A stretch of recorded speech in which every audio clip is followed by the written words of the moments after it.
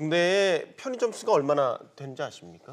글쎄요, 많다는 것만 알아요. 꽤 많더라고요. 예. 4만 개가 넘는다고 합니다. 아. 이 편의점 사이의 거리를 사실상 제한하는 자율규약이 이제 오늘 나오게 됐습니다. 네, 그동안 또 편의점 점주들이 장사가 안 돼도 문을 닫을 수 없었던 이유가 위약금 때문이었다라고 하는데 이것도 개선이 된다고 합니다. 어떤 내용인지 전문가와 자세히 알아보겠습니다. 박연미 경제평론가입니다. 어서 오세요. 안녕하세요. 안녕하십니까. 이 자율규약이라는 게 이제 8시 30분, 1시간 전 정도쯤에 발표가 됐는데 제목을 보니까 이렇게 돼 있더군요. 신규 출점은 신중하게, 희망 폐업은 쉽게.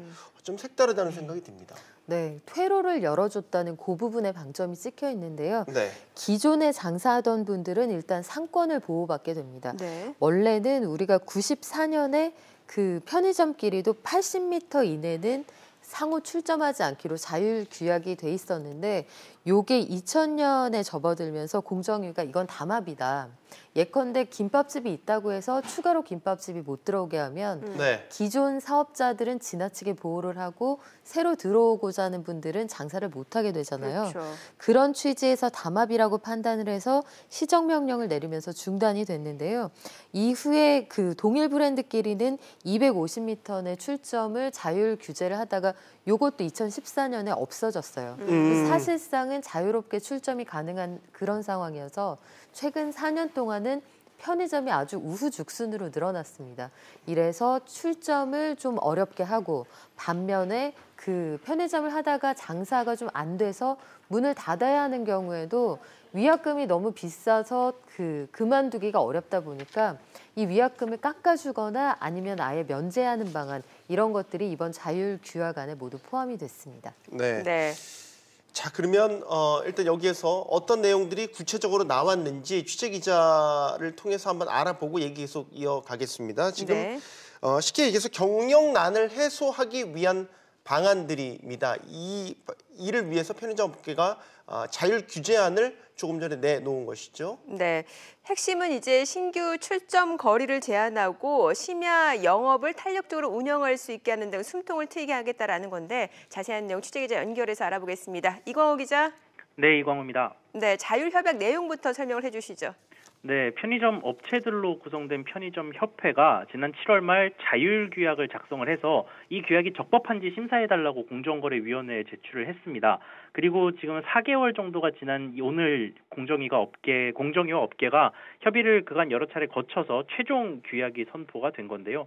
우선 가장 큰 관심을 받고 있는 출점 문제는 구체적인 거리를 수치를 명시하지는 않았고 인근 상권과 유동인구 그리고 담배 판매권을 따져서 가급적 신중하게 출점을 하기로 했습니다. 서울의 경우에 서초구를 제외하고 현재 최소 50m가 떨어져야 담배권을 내주고 있는데 이 거리가 조만간 100m로 늘어날 것으로 전망되고 있습니다. 이 때문에 직접적인 규정까지는 아니지만 사실상의 거리 제한이 생겼다는 평가까지 나오고 있습니다. 또 3개월간 적자가 났던 편의점은 심야 시간대에 영업을 강요하지 않는 걸로 하는 내용도 담겼고요. 또 경영 상황이 악화돼서 폐업을 점주가 원할 경우에는 위약금을 줄이거나 혹은 아예 없애기로 했습니다. 네, 자 규약 선포식에 또 눈에 띄는 건 김상조 공정거래위원장이 나왔다고요? 네, 그렇습니다. 김상조 위원장은 오늘 오전 8시 30분에 열린 선포식에서 이번 규약을 환영한다 이런 입장을 내놨는데요. 특히 이번 규약 중에 출점 당시부터 본사가 점주에게 충분한 상권 정보를 제공을 하고 또 방금 설명드린 것처럼 경영난 등 점주의 잘못이 아닌 이유로 폐업을 하게 될 시에는 본사에게 물어주는 위약금을 줄이거나 없앨 수 있다는 조항을 만든 점을 김상조 위원장이 높게 평가했습니다. 공정위는 앞으로 편의점 본사들이 이 규약을 얼마나 잘 이행하는지 따져서 상생협약 평가 기준에 반영할 계획입니다. 지금까지 공정거래위원회에서 전해드렸습니다. 자, 계속해서 얘기 이어가 볼까요? 네. 예전에 항상 문제가 됐던 게 편의점들이 가까운 근거리에 따닥따닥 있어서 서로 출혈 경쟁을 한다라는 게 문제가 됐었잖아요. 근데 이제 이번 자율협약에서 아주 딱 부러지게 몇 미터 이내 안 돼 그렇게 한 건 아니지만 애둘러 보니 100m 이내에는 신규 출점이 사실상 어렵게 됐다라고 봐야 될 것 같습니다. 그렇죠. 특히 이 주요 상권들, 홍대니 강남이니 신촌이니 이런 곳들은 보면 기존에도 이미 과밀하잖아요. 네. 그러니까 기존의 가게들을 문 닫게 할 수는 없겠지만 여기에서도 장사를 그만해야 되겠다 싶을 정도로 채산성이 낮은 곳은 퇴로를 좀 열어주고 네. 담배 판매를 가지고 이 거리 제한을 한다 그러면 사실상 추가 출점이 주요 상권에서는 안 되는 셈이에요. 그러네요. 서울의 경우에는 거의 모든 지역이 아마 해당이 될 거고요. 지방의 경우에 상권이 어느 정도 보장되는 경우에만 아마 신규 출점이 가능할 텐데 이걸 가지고도 글쎄요. 업계 반응이 좀 엇갈리더라고요. 네. 편의점의 업계는 우린 이제 할 만큼 했다 이런 반응인데 점주들은 아 이건 좀 약하다. 기존의 거리 제한 한 250m 더 벌려야 정도는 된다. 떨어져야 그래야 손님 확보할 수 있다. 뭐 이런 주장입니다. 그럼 일단 뭐 정부와 여당 측에서는 자영업자 몰락 원인을 과밀 경쟁에서 찾고 있다 이렇게 봐야 되겠군요. 그렇죠. 예. 편의점의 숫자가 아까 앵커께서도 말씀을 하셨지만 우리나라 편의점 4만 숫자가 지난해 기준으로요. 4만 개를 넘었는데 이게 인구수로 나눠보면 네. 편의점 왕국이라고 하는 일본이 편의점 한 곳당 그 커버하는 손님의 숫자가 2,100명이거든요. 네. 근데 우리나라가 1,230명. 절반 정도. 절반 정도밖에 안 네. 되죠. 그리고 이게 단순한 계산이고 여기서 실질적으로 구매력이 있는 사람들을 추려낸다고 하면 우리나라에서 정말 편의점에 가서 돈 쓰는 손님은 훨씬 적을 수 있습니다. 그렇군요. 이렇게 되니까 어떻게 보면 편의점주들이 실제로 가게를 오픈해서 장사를 할 때 어려움을 겪게 될 수밖에 없다라고 많이 말들을 하니까 그러면 이번에 자율협약으로 인해서 좀 숨통이 트일 것이냐라고 질문을 드린다면 어떨 것 같으세요? 한결 나을 것 같아요. 일단 와닿는 부분이 장사가 다 잘 되는 건 아니거든요. 그런데 울며 겨자 먹기로 장사를 한다. 이런 분들이 예컨대 5년 약정을 하고 가게를 열었는데 네. 1년 안에 폐업을 한다 그러면 보통 편의점 본사에 한 7천만 원 정도를 물어내야 합니다. 그 예상되는 미래 수익까지도 일부분 보전하게 하는 부분이 있기 때문인데요. 네. 이런 분들이 시장에서 스스로 좀 빠져나갈 수 있게 숨통을 트여주면 기존의 상권들이 그만큼 나머지 손님을 좀 흡수할 수 있을 거고요. 그 출점을 제한하고 퇴로를 열어주고 이 과정에서 어느 정도 기존에 장사하던 분들은 상권을 좀 보호받는 효과가 있을 겁니다. 네. 네, 알겠습니다. 자, 그럼 실제로 편의점 업계에서는 이번 편의점 자율규약 제정안을 어떻게 평가하는지 저희가 실제 편의점을 운영하고 계시는 점주분을 연결해서 이야기를 좀 들어보도록 하겠습니다. 네. 안녕하세요. 네, 안녕하세요. 네. 목소리가 상당히 젊으신 것 같습니다. 어느 네네네. 지역에서 편의점 운영하고 계시는지요? 먼저 소개 부탁드립니다. 아, 네, 서울 도봉구에서 프랜차이즈 편의점 운영 중이고요. 편의점을 운영한 지는 한 8년 정도 됐습니다. 네. 8년 8년이면 그러면은 적지 않. 그렇죠. 네, 꽤 업력이 네네네. 계시는 분 있군요. 네. 네, 네, 네. 지금 이제 그 자율규약 제정안을 보게 되면은 근접 출점 지향 이 부분인데 그러니까 네네. 담배 소매인 지정거리 등을 고려하겠다 이렇게 밝혔는데 편의점주로서 이 안에 대해서 어떤 의견 갖고 계십니까? 일단 너무 많이 생겨난 점포들을 좀 정리하고 일정 거리를 어느 정도 확보를 해서 출점 여부를 결정한다는 데는 점주로서 이렇게 환영을 하는 바입니다. 근데 근데 기존에도 같은 브랜드 간 거리가 한 250m 정도였거든요. 네. 그 안쪽으로 다른 브랜드 경쟁점이 50m 이제 내외로 이제 들어와서 매출 나눠 먹기가 되니까 그게 문제였죠. 요 자율규약이 과연 점포의 영업권을 온전히 지켜줄 수 있을지는 좀 의문이긴 한데 일단 모든 일이 첫 술에 배부를 수는 없잖아요. 네네. 이걸 계기로 해서 뭐 추후 후속 대책이나 좀 보완책이 있으면 지금 겪고 있는 어려움이 좀 해소될 수 있지 않을까 생각이 됩니다. 네. 그러니까 같은 브랜드 아니라 다른 브랜드들끼리 이제 쉽게 말해서 어느 정도 거리를 떨어주고 출점을 하는 게 중요한데 이제 그거는 앞으로 추가 논의나 그런 것들을 통해서 더 보완이 돼야 될 필요성이 있다라고 보시는 맞습니다. 거고요. 네네. 그럼 네네. 이 안은 어떻게 보세요?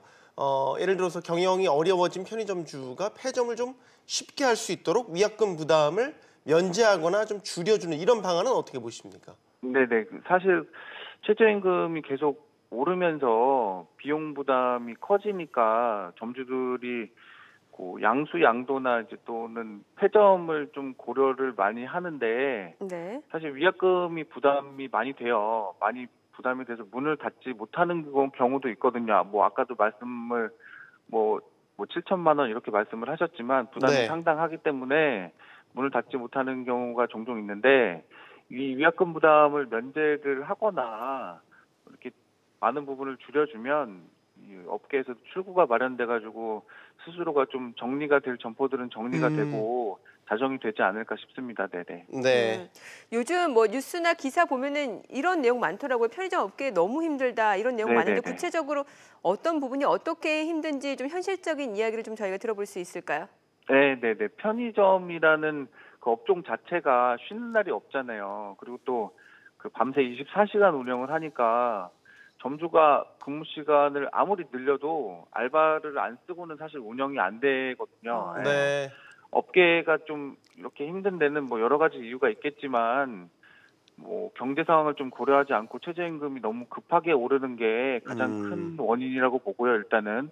예, 근데 이제 최저임금이 오르면 거기서 또 파생되는 또 부대 비용으로 뭐 주유수당이라든가 사대보험료도 이 부분도 이제 같이 인상이 되기 때문에 네. 부담이 더 커질 수밖에 없거든요. 예. 그러니까 이런 부분을 또 감안을 하면 임금이 올랐을 때 알바생들의 생산성도 같이 좀 향상이 돼야 되는데 네. 이 부분에 대한 법적 통제가 좀 미흡한 것도 점주들이 힘든 부분이에요. 네네. 그렇군요. 임금이 오른 네. 만큼 생산성도 올라야 되는데 그렇지 그 못하는 게 부분은 현실이다라고 말씀. 네네. 이런 부분은 도움이 안 되세요? 얼마 전에 이제 카드 수수료 인하 나왔잖아요. 특히 이제 네네네. 예, 편의점주들이 이 혜택을 많이 보게 될 것이다라는 얘기들이 많이 나와서요. 여기에 네네네. 대해서는 어떤 견해십니까?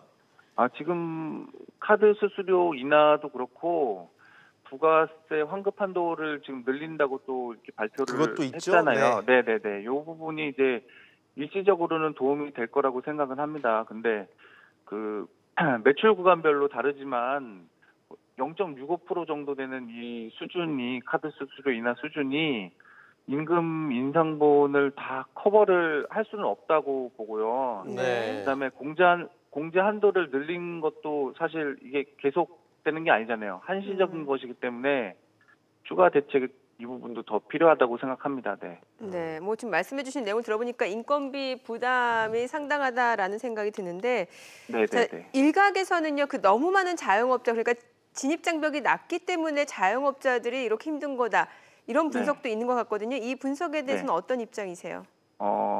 사실 저도 회사를 이제 30대 초반에는 회사를 다니다가 네. 회사가 어려워져가지고 이제 그만두고 이제 자영업을 편의점을 시작했는데 양질의 일자리가 좀 부족하잖아요. 부족하다 보니까 이제 먹고는 살아야겠고 그래서 초기 투자 비용이 좀 적고 특별한 또 스킬이 필요하지 않는 진입 장벽이 대체로 낮은 프랜차이즈 업종으로 자영업자들이 많이 늘었다고 생각을 해요. 예. 네. 그래서 이번 자율규약 발표를 통해서 편의점의 이런 부분들이 일부는 좀 개선될 여지가 있지 않나 생각합니다. 네.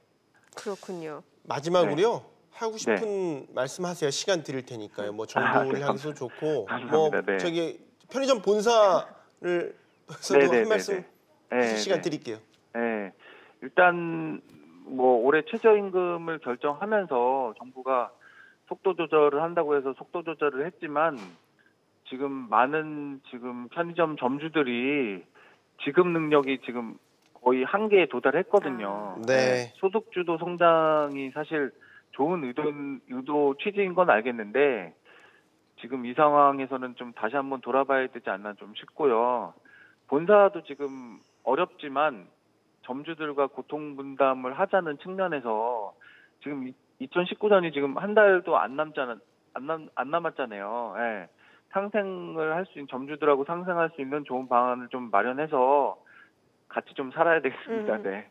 알겠습니다. 오늘 전화 연결 감사드립니다. 고맙습니다. 네, 감사합니다. 네. 저희가 실제로 도봉구에서 이제 편의점 운영하시는 점주 이야기를 들어봤습니다. 마지막은 최저임금 인상 얘기를 결국에는 인건비에 대한 부담이 상당하다는 생각이 들어요. 네, 자영업자들이 기존의 출혈 경쟁 속에서 한계 상황에 있었는데 아슬아슬하게 버티고 있던 그 균형점을 최저임금의 급격한 인상이 무너뜨렸다, 그런 지적이에요.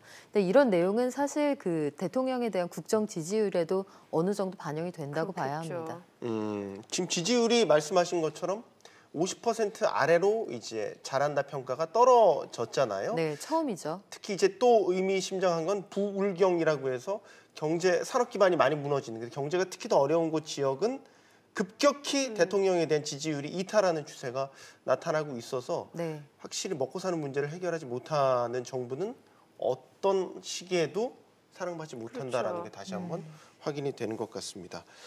자, 앞으로 그럼 편의점 업계 마지막 질문 좀 드린다면 뭐 어떤 상생 방안 좀 평론가로서 얘기하실 수 있을까요?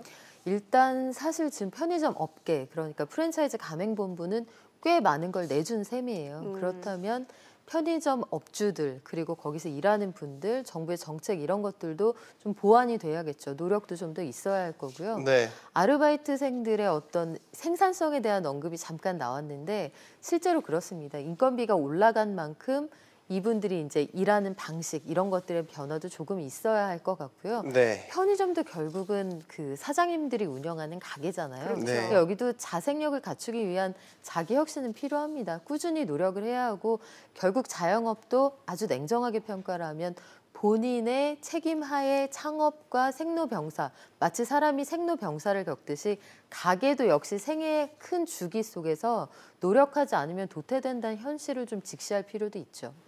아까 추가 질문 하나 더 드린다면 진입장벽 얘기가 있었잖아요. 네. 그러니까 그 얼마 전에 이제 수치 계속 나오는 거 보면 40, 50대 실직률이 이제 계속 올라간다. 그럼 네네. 그분들이 어떻게 보면 가장 쉽게 뛰어들 수 있는 부분이 이런 편의점, 자영업 이런 부분인데, 그러면 우리가 구조적으로 본다면 자영업 분야의 소상공인들의 그 을들끼리의 출혈 경쟁은 어쩔 수 없이 불가피해지는 그런 구조적인 문제가 있는 거 아닙니까? 지금 두 가지 쟁점이 있어요. 이 대책이 나오고 나서 한 가지는 그러면 기존에 장사를 하고 있던 사람이 간판에 갈면, 그러니까 다른 업체로 넘어갈 경우에 이건 추가 출점으로 안 보거든요. 이런 경우에는 가맹사업본부가 새로 고객들을 모집하기 위해서 저희가 위약금 내드릴게요. 네. 극단적으로. 이런 식의 출혈 경쟁이 또다시 시작될 수 있다는 그런 주장이 하나 있고요. 말씀하신 것처럼 이것 외에 현실적인 대안이 없는데 기존 업주들의 상권은 보호하고 새로 장사하고자 하는 사람들의 진입장벽은 높게 하는 게 과연 정의로우냐. 여기에 대한 주장도 나올 수 있습니다. 나아가서는 편의점 업체 자체, 그러니까 프랜차이즈 가맹본부 자체가 성장을 멈추고 이 산업군 자체가 무너질 수 있다. 뭐 이런 극단적인 주장을 하는 분도 계시죠. 알겠습니다. 박연미 경제평론가와 이야기 나눠봤습니다. 오늘 감사합니다. 잘 들었습니다.